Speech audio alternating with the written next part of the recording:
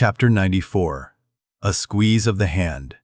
That whale of Stubbs, so dearly purchased, was duly brought to the Pequod's side, where all those cutting and hoisting operations previously detailed were regularly gone through, even to the bailing of the Heidelberg tun or case. While some were occupied with this latter duty, others were employed in dragging away the larger tubs so soon as filled with the sperm, and when the proper time arrived, this same sperm was carefully manipulated ere going to the try-works, of which anon. It had cooled and crystallized to such a degree that when, with several others, I sat down before a large Constantine's bath of it, I found it strangely concreted into lumps, here and there rolling about in the liquid part. It was our business to squeeze these lumps back into fluid. A sweet and unctuous duty. No wonder that in old times this sperm was such a favorite cosmetic. Such a clearer, such a sweetener, such a sweetener, such a softener. Such a delicious mollifier. After having my hands in it for only a few minutes, my fingers felt like eels and began, as it were, to serpentine and spiralize. As I sat there at my ease, cross-legged on the deck, after the bitter exertion at the windlass, under a blue, tranquil sky, the ship under indolent sail and gliding so serenely along, as I bathed my hands among those soft, gentle globules of infiltrated tissues, woven almost within the hour as they richly broke to my fingers and discharged all their opulence, like fully ripe grapes their wine, as I snuffed up that uncontaminated aroma, literally and truly, like the smell of spring violets, I declare to you that for the time I lived as in a musky meadow, I forgot all about our horrible oath, in that inexpressible sperm. I washed my hands and my heart of it. I almost began to credit the old squeeze, squeeze, squeeze. All the morning long, I squeezed that sperm till I myself almost melted into it. I squeezed that sperm till a strange sort of insanity came over me, and I found myself unwittingly squeezing my co-laborers' hands in it, mistaking their hands for the gentle globules. Such an abounding, affectionate, friendly, loving feeling did this avocation beget, that at last I was continually squeezing their hands and looking up into their eyes sentimentally, as much as to say, "Oh, my dear fellow beings, why should we longer cherish any social acerbities, or know the slightest ill humor or envy? Come, let us squeeze hands all round, nay, let us all squeeze ourselves into each other, let us squeeze ourselves universally into the very milk and sperm of kindness. Would that I could keep squeezing that sperm forever? For now, since by many prolonged, repeated experiences, I have perceived that in all cases man must eventually lower, or at least shift, his conceit of attainable felicity, not placing it anywhere in the intellect or the fancy, but in the wife, the heart, the bed, the table, the saddle, the fireside, the country. Now that I have perceived all this, I am ready to squeeze case eternally. In thoughts of the visions of the night, I saw long rows of angels in paradise, each with his hands in a jar of spermaceti. Now, while discoursing of sperm, it behooves to speak of other things akin to it, in the business of preparing the sperm whale for the try-works.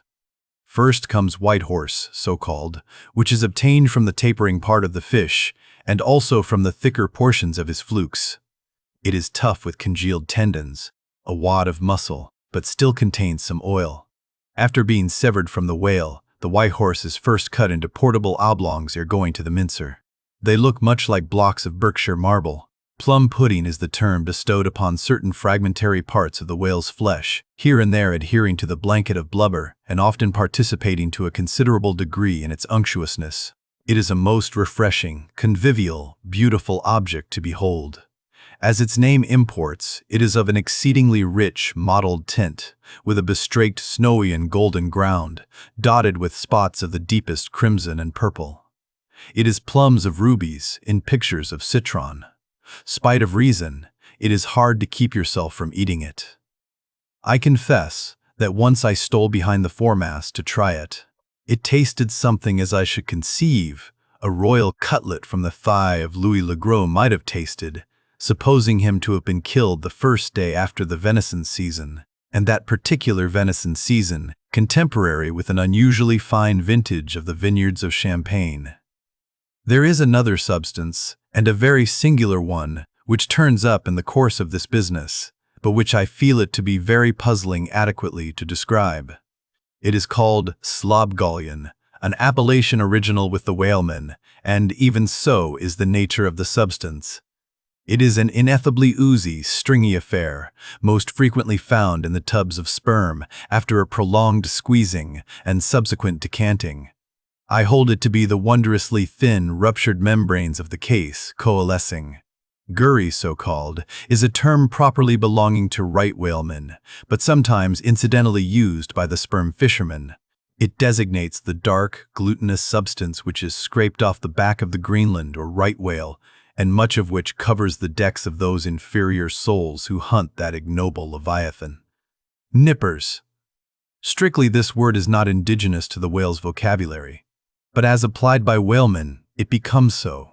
A whaleman's nipper is a short, firm strip of tendinous stuff cut from the tapering part of leviathan's tail. It averages an inch in thickness, and for the rest, is about the size of the iron part of a hoe. Edgewise moved along the oily deck, it operates like a leathern squilgee, and by nameless blandishments, as of magic, allures along with it all impurities. But to learn all about these recondite matters, your best way is at once to descend into the blubber room and have a long talk with its inmates.